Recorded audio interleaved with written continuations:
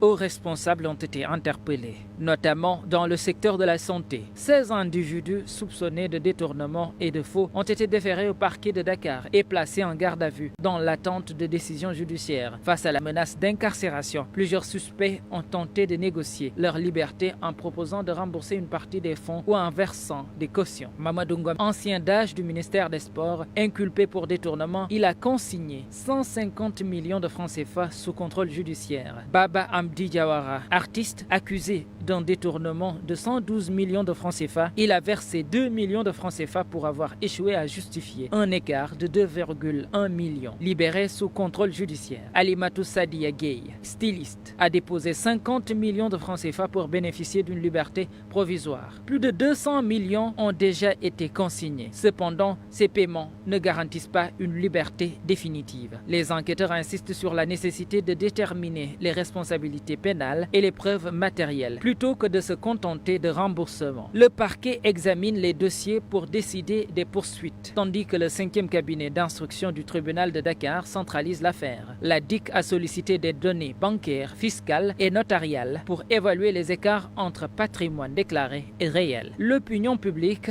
exige transparence et sanctions exemplaires, critiquant les tentatives de monnayer l'impunité. Les commentaires en ligne reflètent une colère envers l'ancien président Macky Sall, accusé de laxisme. Malgré les efforts du gouvernement pour minimiser les irrégularités estimées à 6 milliards de francs CFA, la pression reste forte pour une réforme anticorruption. Cette affaire illustre les défis de la gouvernance financière au Sénégal. Si le paiement des cautions permet à certains suspects d'éviter la détention préventive, il ne résout pas les problèmes structurels de corruption. Les prochaines étapes judiciaires, incluant d'éventuels procès, détermineront si la justice parvient à restaurer la confiance publique.